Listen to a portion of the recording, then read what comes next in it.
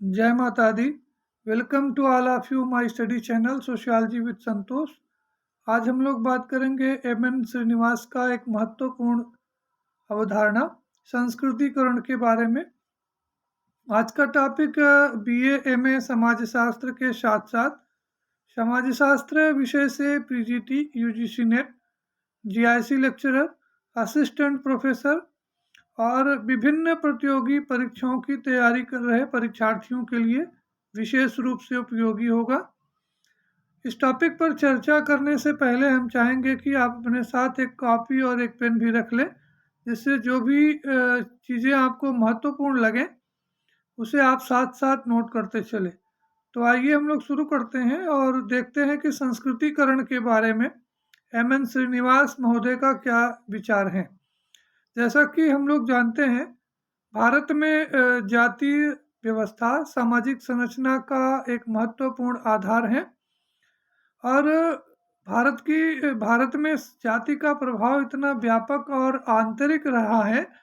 कि इसके अभाव में हम लोग सामाजिक संरचना की कल्पना नहीं कर सकते। यानी अगर हम लोग भारतीय सामाजिक संरचना का अध्ययन करना चाहते हैं, भारतीय सामाजिक व्यवस्था को समझना चाहते हैं, तो हमें जो है वो भारत में जो जाति व्यवस्था है या जो जाति संरचना है उसको ठीक तरीके से समझना आवश्यक होगा। बिना भारतीय जो जाति संरचना है उसको समझे हम भारत की संपूर्ण सामाजिक संरचना को ठीक प्रकार से उसको वास्तविक रूप में नहीं समझ सकते हैं। अब यहाँ पर एक महत्वपूर्ण बात ये आती है कि अधिकांश जो पश्चिमी विचारक हैं, उन्होंने जो जाति की जो कॉन्सेप्ट दी है उसमें जाति को एक बंद वर्ग बताया गया है, एक ऐसा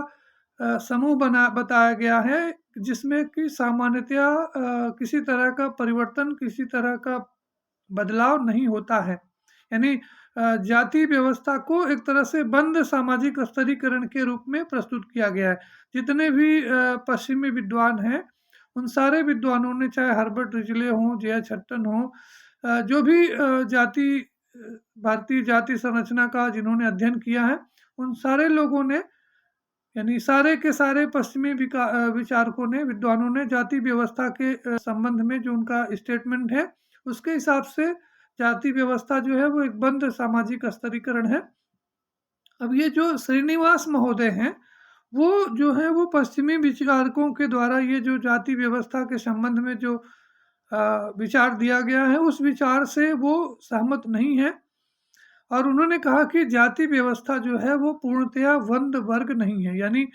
हाँ, ये सही है कि जाति जो है वो एक बंद वर्ग के रूप में देखा जाता है, लेकिन श्रीनिवास का ये कहना है कि जब हम लोग जाति व्यवस्था को थोड़ा और सूक्ष्म रूप से और आंतरिक रूप में इसका अध्ययन करते हैं तो जाति व्यवस्था जो है वो पूरी तरह से बंद नहीं है। इसमें भी थोड़ा बहुत जो है वो परिवर्तन, थोड़ा बहुत बदलाव होता रहता है। तो जाति व्यवस्था के बारे में ये जो खुलापन का जो विचार है, ये सबसे पहले श्रीनिवास ने ही दिया है और श्रीनिवास ने ये जो अपनी संस्कृतिकरण की अवधारणा दी, उन्होंने इस संस्कृतिकरण की अवधारणा के माध्यम से उन्होंने जाति व्यवस्था में विभिन्न प्रकार के जो परिवर्तन हो रहे हैं उन परिवर्तनों को स्पष्ट करने का प्रयास किया है। यानी यहाँ पर दो तरह के एक मत हैं। पहला मत ये है जो अधिकांश पश्चिमी विचारकों का मत है कि जाति व्यवस्था जो है वो एक बंद वर्ग के रूप में है और यहाँ जो श्रीनिवास का मत है वो ये है कि वो ये कह रहे हैं कि जाति व्यवस्था पूरी तरह से बंद नहीं है, इसमें भी कुछ सीमा तक खुलापन पाया जाता है। आप अगर जाति व्यवस्था का जो है वो गहन अध्ययन करेंगे तो आपको जाति व्यवस्था में भी कुछ न कुछ आपको परिवर्तन और बदलाव दिखाई पड़ेंगे। तो इस तरह से ये जो उनकी जो संस्कृतिकरण की जो अवधारणा है श्रीनिवास की, इस अवधारणा में उन्होंने जाति व्यवस्था में जो होने वाले जो परिवर्तन हैं, जो बदलाव हैं, उन परिवर्तनों का, बदलावों का उल्लेख किया है, उसका जिक्र किया है। तो मोटे तौर पर आप ये समझ लें कि जो संस्कृतिकरण की जो अवधारणा है वो जाति व्यवस्था में जो परिवर्तन है या जो परिवर्तन हो रहे हैं उन परिवर्तनों के बारे में श्रीनिवास का मत स्पष्ट करती है, उनके दृष्टिकोण को प्रतिपादित करती है। अब रही बात ये संस्कृतिकरण की अवधारणा की, तो संस्कृतिकरण की अवधारणा का जो प्रतिपादन है, इस ये कॉन्सेप्ट को श्रीनिवास ने, जब वो दक्षिण भारत के कर्नाटक राज्य में एक कुर्ग जाति है, उस कुर्ग जाति के लोगों का जब वो क्षेत्र कार्य पद्धति के आधार अध्ययन कर रहे थे, तो उस समय यानी साउथ इंडिया के कुर्ग जाति के लोगों के का जो सामाजिक और धार्मिक जीवन है, उसका अध्ययन करने के दौरान श्रीनिवास महोदय ने संस्कृतिकरण की अवधारणा को प्रतिपादित किया था। और इस बारे में उन्होंने एक किताब लिखी है, काफ़ी प्रसिद्ध बुक है। उस पुस्तक का नाम है religion and society amongst the Coorg of South India, जो कि 1952 में प्रकाशित हुई थी। तो इस किताब में, इस पुस्तक में श्रीनिवास ने सबसे पहले जाति व्यवस्था में या कह लीजिए कि जो दक्षिण भारत के जो कुर्ग लोग हैं, उनके सामाजिक और धार्मिक जीवन में जो परिवर्तन हो रहे थे, उन परिवर्तनों को स्पष्ट करने के लिए उन्होंने संस्कृतिकरण की अवधारणा को जन्म दिया था, उस अवधारणा का प्रतिपादन किया था। और उसके अकॉर्डिंग ये उनकी बुक है, religion and society amongst the Coorgs of South India. तो इस पुस्तक में उन्होंने संस्कृतिकरण की अवधारणा को, संस्कृतिकरण की प्रक्रिया को विस्तार से उन्होंने उल्लेखित किया है, इसको उसमें लिखा है उन्होंने। तो ये जो संस्कृतिकरण की प्रक्रिया है, यहाँ ये क्लियर हो गया कि संस्कृतिकरण की जो कॉन्सेप्ट है, वो श्रीनिवास ने, जब वो साउथ इंडिया के कुर्ग जाति के लोगों में, तो उनका जो सामाजिक और धार्मिक जीवन है, उनमें जो बदलाव हो रहा था, उस बदलाव को स्पष्ट करने के लिए उन्होंने संस्कृतिकरण की कॉन्सेप्ट दी। और संस्कृतिकरण के बारे में अपना विचार व्यक्त करते हुए श्रीनिवास ने अपनी जो उपरोक्त पुस्तक है, उस पुस्तक में उन्होंने लिखा है कि जब उन्होंने ये स्पष्ट रूप से लिखा कि जब वो कर्नाटक के दक्षिणी कर्नाटक में कुर्ग जाति के लोगों का जब वो सामाजिक और धार्मिक जीवन का अध्ययन कर रहे थे, तो उन्होंने देखा कि कुर्ग जाति के जो निम्न लोग हैं, वो ब्राह्मणों की कुछ प्रथाओं को अपना रहे हैं, और वो अपनी जो उनकी जो कुप्रथाएं थी, जिन कुप्रथाओं के कारण उनको सामाजिक व्यवस्था में निम्न स्थान मिला हुआ था, जैसे मांस मछली का सेवन करना, शराब पीना, तो ये जो उनकी गंदी आदतें थी, इन गंदी आदतों को छोड़ करके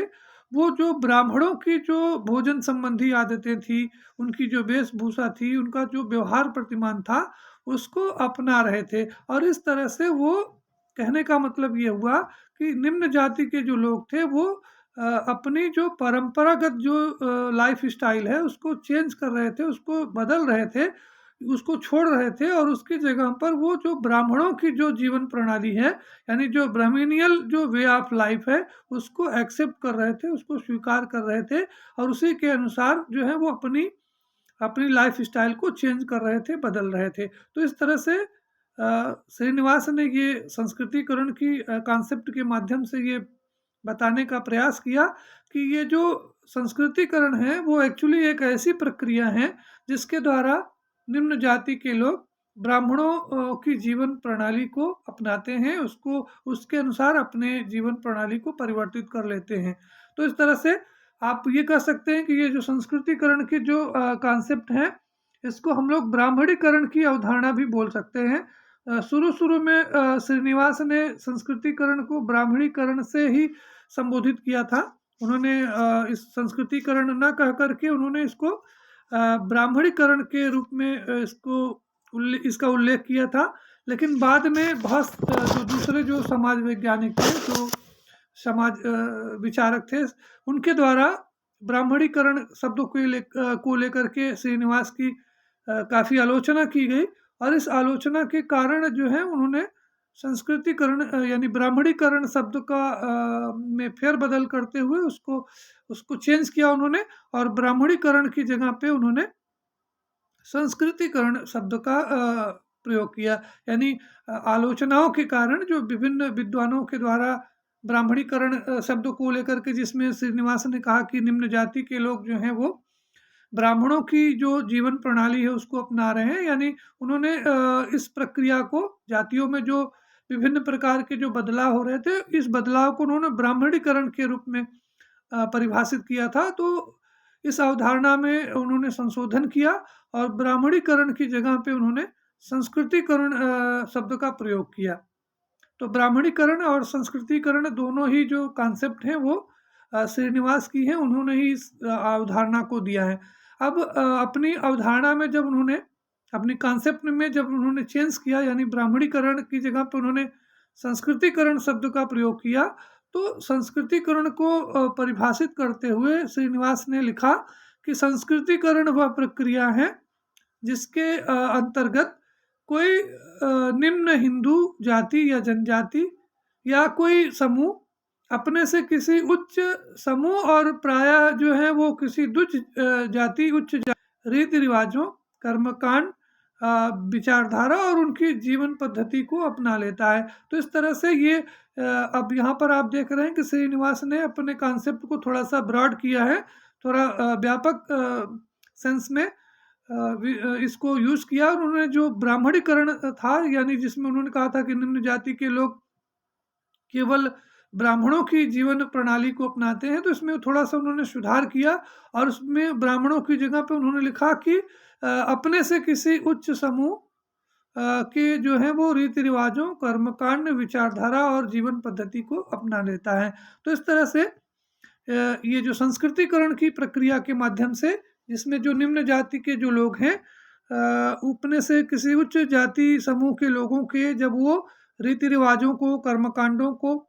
उनकी विचारधारा को और उनकी जीवन पद्धति को जब वो अपना लेते हैं, तो जो है वो धीरे धीरे उनका जो अपनी जो परंपरागत जाति व्यवस्था में है, उनका अपनी स्थिति को ऊपर उठाने का वो दावा करने लगती है। यानी ऐसे परिवर्तनों के बाद जो है वो जाति अपने परंपरागत प्रदत्त सामाजिक स्थिति से ऊपर के स्थान का दावा करने लगती हैं। लेकिन श्रीनिवास का कहना है कि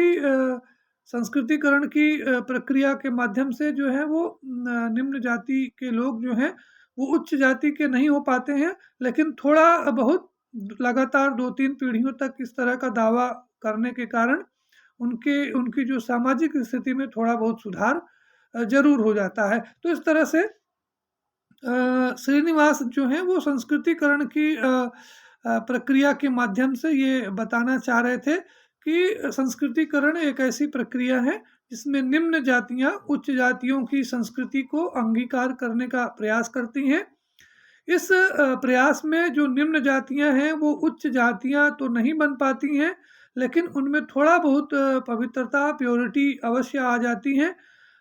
तो इस तरह से संस्कृतिकरण की प्रक्रिया के अंतर्गत जो निम्न जातियां हैं वो उच्च जातियों के रीति रिवाजों को, उनके व्यवहार प्रतिमानों को न केवल अपनाती हैं बल्कि उनको अपने वास्तविक जीवन में उनको उतारने का प्रयास करती हैं। तो इस कारण से श्रीनिवास ने कहा था कि संस्कृतिकरण की जो प्रक्रिया है वो बाह्य और आंतरिक दोनों स्तरों पर चलती रहती है। कहने का उनका आशय ये था कि संस्कृतिकरण के अंतर्गत हम जो निम्न जाति के जो लोग हैं वो उच्च जातियों के केवल रीति रिवाजों, आदतों और उनकी धार्मिक क्रियाकलापों को न केवल स्वीकार करते हैं बल्कि उनकी जो जीवन प्रणाली है, वे ऑफ लाइफ है, उसको पूरी तरह से अपनाते हैं। और यहाँ तक कि उन्होंने कहा कि नामकरण में भी वो जो है वो इसका उपयोग करते हैं। आप देखते हैं बहुत सारे जो छोटी जातियों के जो लोग हैं वो अपने टाइटल जो है वो जो उच्च जातियों के जो टाइटल हैं, जो नाम है उसको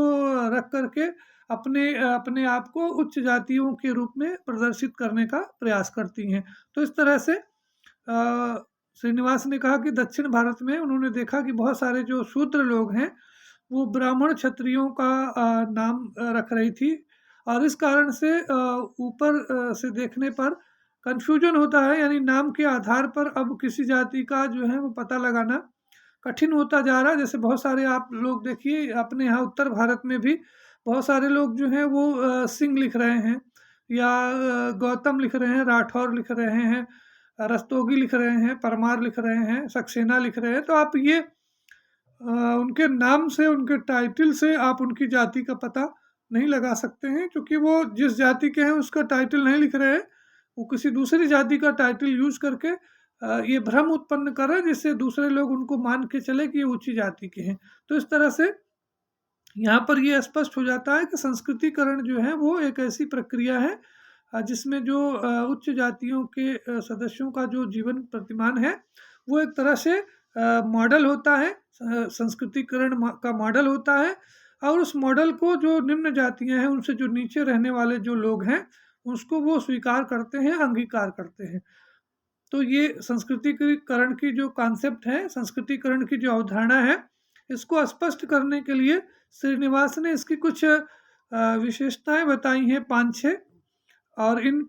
विशेषताओं को हम यहाँ थोड़ा सा आपको स्क्रीन पर दिखाई पड़ रहा होगा। इसमें पहली विशेषता आपने लिखा कि संस्कृतिकरण उच्च जातियों की संस्कृतियों को अंगीकार करने की प्रक्रिया है, तो इसमें इसके बारे में हमने डिटेल में आपको बताया है। दूसरा आपने लिखा कि ये जो संस्कृतिकरण है ये पदमूलक परिवर्तन है, यानी संस्कृतिकरण की प्रक्रिया में जो निम्न जातियां हैं वो उच्च जातियों के जो जीवन प्रणाली को स्वीकार करने लगती हैं और अपनी जो स्थिति है उसको ऊपर उठाने का दावा भी करने लगती हैं, लेकिन उनकी जाति परिवर्तित नहीं होती है। उनका जो स्थान है वो उनकी बिरादरी में, उनके वर्ग में, उनके समूह में थोड़ा सा चेंज हो जाता है, थोड़ा सा ऊपर हो जाता है, यानी उनके अंदर थोड़ी सी शुद्धता, पवित्रता आ जाती है। तीसरा उन्होंने कहा कि संस्कृतिकरण जो है वो एक सार्वभौमिक प्रक्रिया है,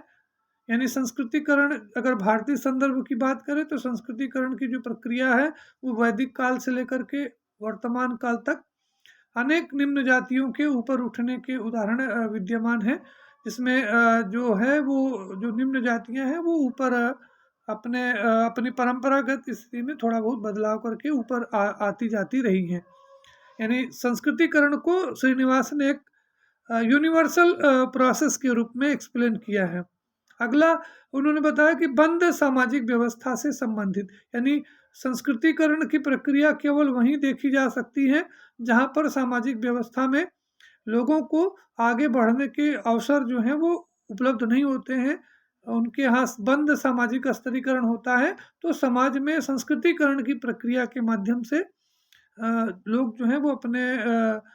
जीवन स्तर को ऊपर उठाने का प्रयास करते रहते हैं। तो अगर समाज में खुलापन है, खुला समाज है, तो वहाँ पर सामाजिक ये जो संस्कृतिकरण की जो प्रक्रिया है उसकी गति जो है वो धीमी पड़ जाती है, कमजोर पड़ जाती है। और बंद सामाजिक स्तरीकरण व्यवस्था में इसको स्पष्ट रूप से देखा जा सकता है। एक चीज और श्रीनिवास ने यहाँ बताई कि संस्कृतिकरण को प्रत्याशी समाजीकरण की प्रक्रिया कहा जा सकता है। उन्होंने कहा कि जो संस्कृतिकरण से गुजरने वाली जो जातियां हैं वो अपने से उच्च जाति की संस्कृति को इस आशा से अपनाती हैं, इस विश्वास के साथ उसको स्वीकार करती हैं कि उन्हें उच्च जातियों की सदस्यता मिल जाएगी या उनकी जो परंपरागत सामाजिक स्थिति है उसमें सुधार हो जाएगा, उनकी स्थिति जो है वो उच्च हो जाएगी। तो इस तरह से श्रीनिवास ने कहा कि संस्कृतिकरण को एक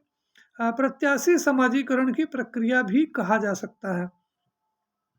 अगला पॉइंट है नंबर 6 है, जिसमें उन्होंने ये कहा कि संस्कृतिकरण के संबंध में एक महत्वपूर्ण तथ्य ये है कि संस्कृतिकरण की जो प्रक्रिया है उसमें सभी ब्राह्मण समान रूप से संस्कृतिक नहीं है। यानी जैसे उन्होंने कहा कि जो निम्न जाति के जो लोग हैं वो उच्च जातियों के जीवन प्रणाली को स्वीकार करते हैं, उनको अपनाने का प्रयास करते हैं। तो जैसे शुरू शुरू में उन्होंने संस्कृतिकरण को ब्राह्मणीकरण से संबोधित किया था, तो बाद में उन्होंने इसको बदल करके इसको संस्कृतिकरण के रूप में चेंज कर लिया। यानी इस प्रक्रिया में श्रीनिवास ये बता रहे थे कि उच्च जातियों के जो लोग हैं वो निम्न जातियों के लिए रोल मॉडल होते हैं, आदर्श होते हैं, जिसको उन्होंने संस्कृतिकरण का मॉडल कहा कि ये होते हैं। लेकिन ये कहा कि ये जो उच्च जाति के जो लोग हैं, यानी एक खास जाति के लोग हर जगह पर संस्कृतिकरण का मॉडल नहीं हो सकते हैं। उदाहरण के लिए जैसे बंगाली और कश्मीरी ब्राह्मण हैं वो मांसाहारी हैं, जबकि कुछ ब्राह्मण जो हैं वो पूरी तरह से एकदम सात्विक और वैदिक जीवन व्यतीत करते हैं। तो बंगाली और कश्मीरी ब्राह्मण जो हैं वो उत्तर भारत में जो है वो संस्कृतिकरण के मॉडल नहीं हो सकते हैं। इसी तरह से आप देखिए कि जैसे जो हरिजन हैं जो दलित जाति के लोग हैं वो उत्तर भारत में उनको निम्न स्थान मिला हुआ है, यानी वो अपवित्र व्यवसाय कर रहे हैं, गंदे व्यवसाय कर रहे हैं। लेकिन कुछ स्थानों पर ऐसा भी देखा गया है जहाँ ब्राह्मण और हरिजन एक समान त्योहार मनाते हैं, एक तरह के देवी देवताओं की पूजा करते हैं।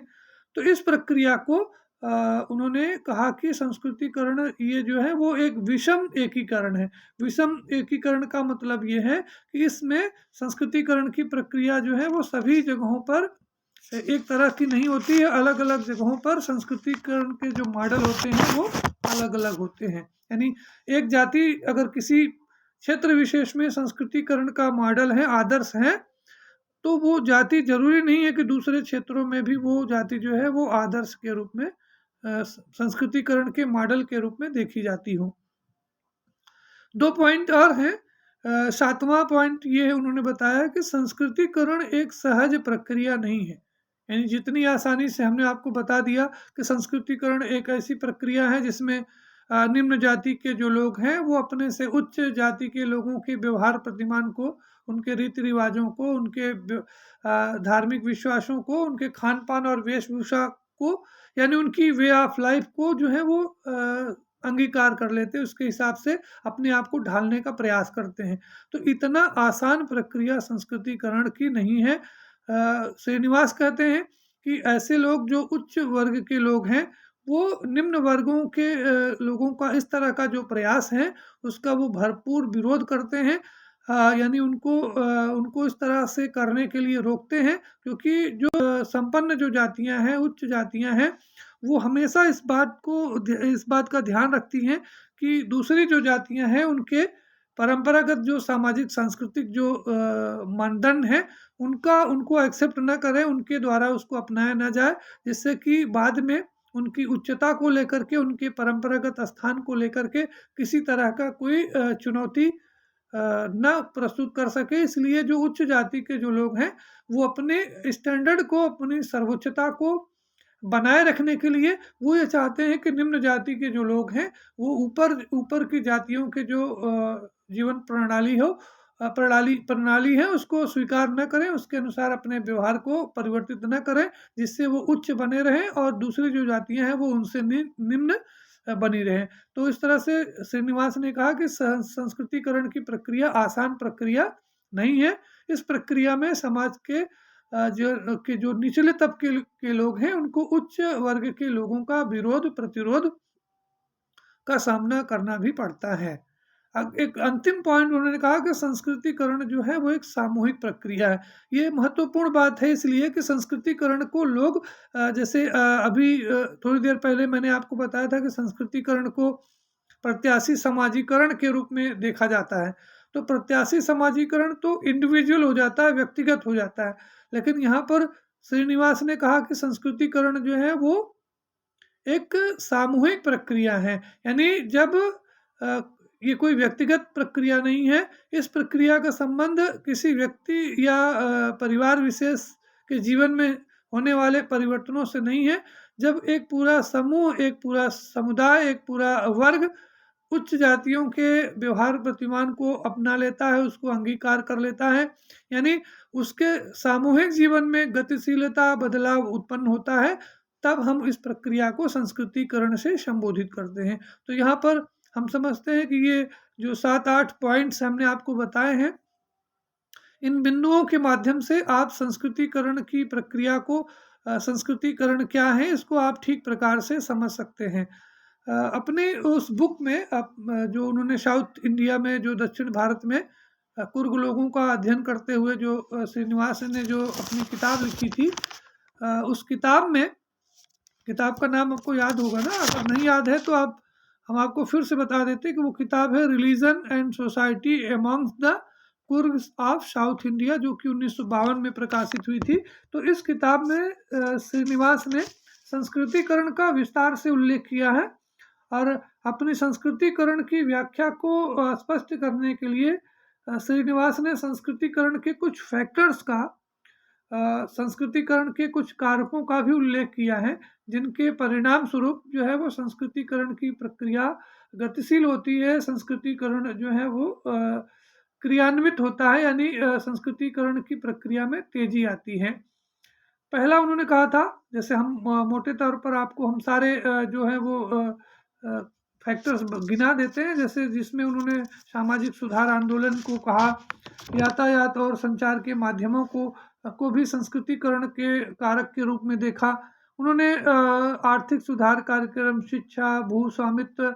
और स्वतंत्र भारत में जो नए-नए कानून बने, उन कानूनों को भी संस्कृतिकरण में की प्रक्रिया के गति संस्कृतिकरण की प्रक्रिया को गतिवान करने में एक प्रमुख कारक के रूप में देखा है, स्पष्ट किया है। इसी तरह से उन्होंने शिक्षा को भी संस्कृतिकरण को बढ़ावा देने में एक प्रमुख कारक के रूप में उन्होंने एक्सेप्ट किया है। तो अगर आप इन कार्यक्रमों को, इन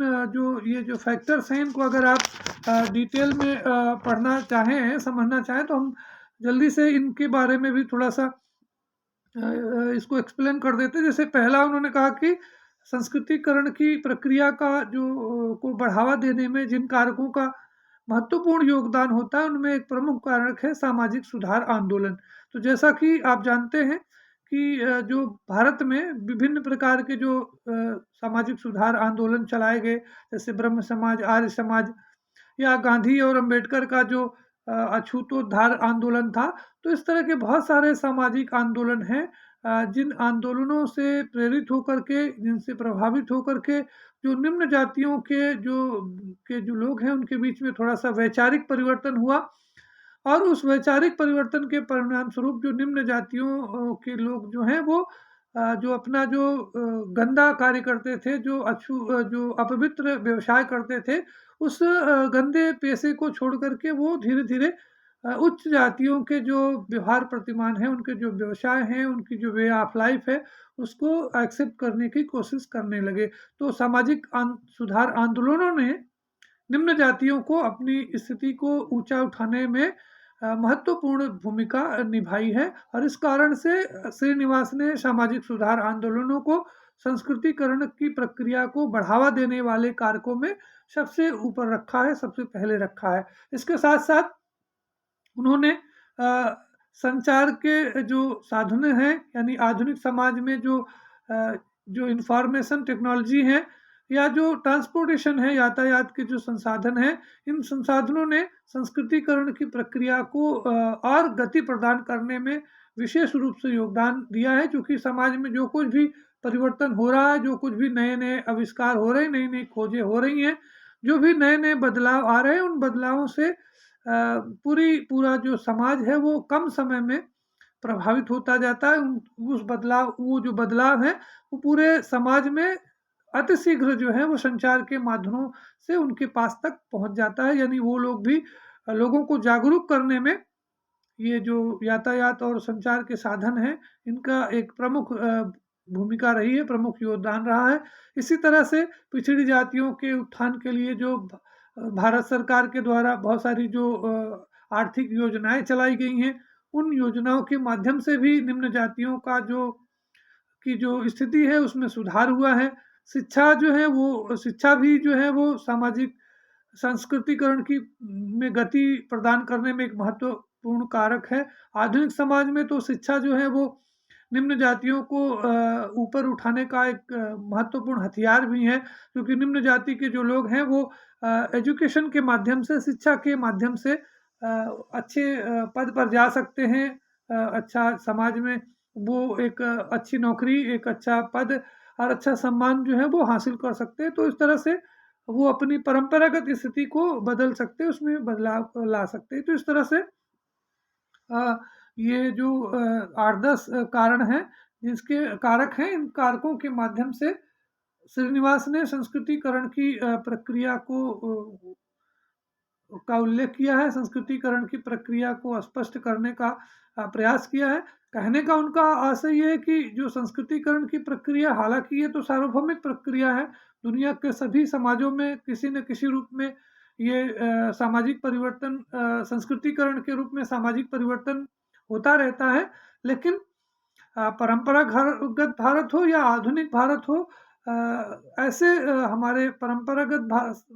समाज में और आधुनिक समाज में अनेक ऐसी विशेषताएं होती हैं, अनेक ऐसे कारक होते हैं जो संस्कृतिकरण के लिए अनुकूल माहौल उत्पन्न करते हैं,